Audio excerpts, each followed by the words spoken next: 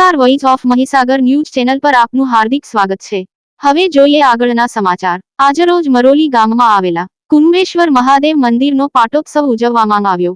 આ પાટોત્સવમાં વિધિવત મંત્રો ઉચ્ચાર કરી યજ્ઞ કરી પૂજા અર્ચના કરવામાં આવી અને મહાઆરતી કરી ધ્વજારોહણ કિરણભાઈ વાસુભાઈ પટેલ દ્વારા કરવામાં આવી। તે પછી મહાપ્રસાદનું પણ આયોજન કરવામાં આવેલું હતું। આ પાટોત્સવમાં ગામના દરેક અગ્રણીઓએ પોતાનો કિંમતી સમય કાઢી હાજરી આપી હતી। અનેક દાતાઓ દ્વારા દાનથી બનાવવામાં આવેલો ના શેડની પણ પ્રશંસા કરવામાં આવી। મંદિર ટ્રસ્ટ પ્રમુખ શ્રી અંબુભાઈ કોલીએ મંદિર વિશેની વાતો વક્તવ્યથી રજૂ કરી। ગોર મહારાજ નરેન્દ્ર કાકાએ મંત્રોચ્ચાર દ્વારા હોમ હવન કર્યો।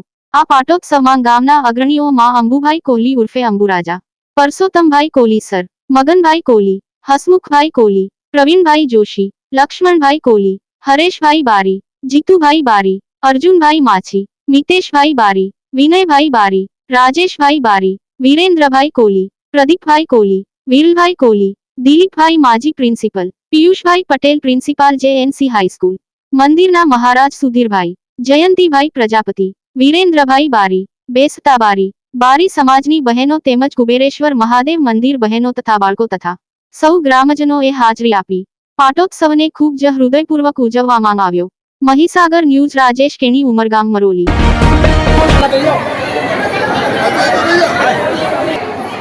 આપશ્રી આ મંદિરના ટ્રસ્ટીમાં પ્રમુખ તરીકે કામ કરી રહ્યા છો। આપશ્રી જ્યારે જોઈન થયા છો ત્યારથી આ મંદિરનું કેવું ઉદ્ભવ થયું છે? એ મંદિર 400-500 વર્ષ પુરાણું મંદિર છે અને સ્વયંભૂ મંદિર છે। એ મંદિરને જીર્ણોદ્ધાર કરવા 2008-9ની અંદર જીર્ણોદ્ધાર કરવામાં આવ્યું હતું અને ત્યાર પછીથી એ મંદિરને ડે ટુ ડે દર વર્ષે અમે લોકો પ્રાણ પ્રતિષ્ઠાની ઉજવણી કરવામાં ગામના લોકોનો સાથ સહકાર મળતો રહ્યો અને એની ઉજવણી દર વર્ષે પાટોત્સવ નિમિત્તે બનાવતા રહ્યા।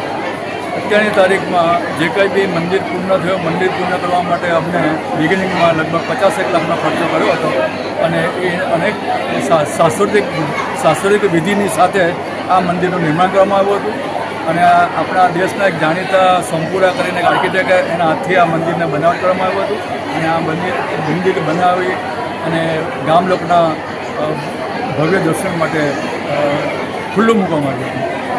આ મંદિરની અંદર વર્ષો સુધી ચાલી આવેલી આ પ્રણાલિકા છે અને એને આજ તારીખ સુધી અમે લોકો એને નિભાવી રહ્યા છીએ। અહીંયા મહાદેવજીનું સ્થાન છે અને સ્વયંભૂ સ્થાન છે। એમાં માતાજીનો ગર્ભગૃહ છે, રાધા અને કૃષ્ણજીનો ગર્ભગૃહ છે અને ગણપતિ બાપાનું બી સ્થાપન કરેલું છે। શિવલિંગ ભજન બલી હનુમાનજી બી અહીંયા સ્થાપિત કરેલું છે। આ હનુમાનજી મંદિર તેમજ આ ગણપતિ બાપાના લોકો દર્શન કરવા માટે કાયમ આવતા હોય છે। દર સોમવારે સારામાં સારી ભીડ હોય છે। ગામના લોકો દર્શન કરી એનો ઉત્સવ મનાવે છે અને સેવાનો લાભ લે છે। આજનો આ પ્રસંગ જે પાટોત્સવ છે એમાં જે મહાપ્રસાદનું આયોજન કરેલું છે, તો આજના મહાપ્રસાદના આયોજનમાં કેટલાક લોકો આનો લાભ લે છે? દર વર્ષે કમસે કમ નહીં તો 700થી 800 માણસો એનો લાભ લે છે અને એની જે કંઈ બી ખર્ચા પાણી છે મોસ્ટ પ્રોબેબલી ગામમાંથી સેવાભાવી લોકો પોતે આવી અહીંયા દાન લખાવી જાય છે અને એનો પાટોત્સવની ઉજવણી કરવામાં આવે છે। નવેન્દ્ર મહાબલી એન તવામપી બદનામી રક્ષેમાચલ। આ મંદિરનું જે સ્થાપના જે કેટલા વર્ષ થયા? આ મંદિરને કેટલા વર્ષ થયા? મરોલી ગામ,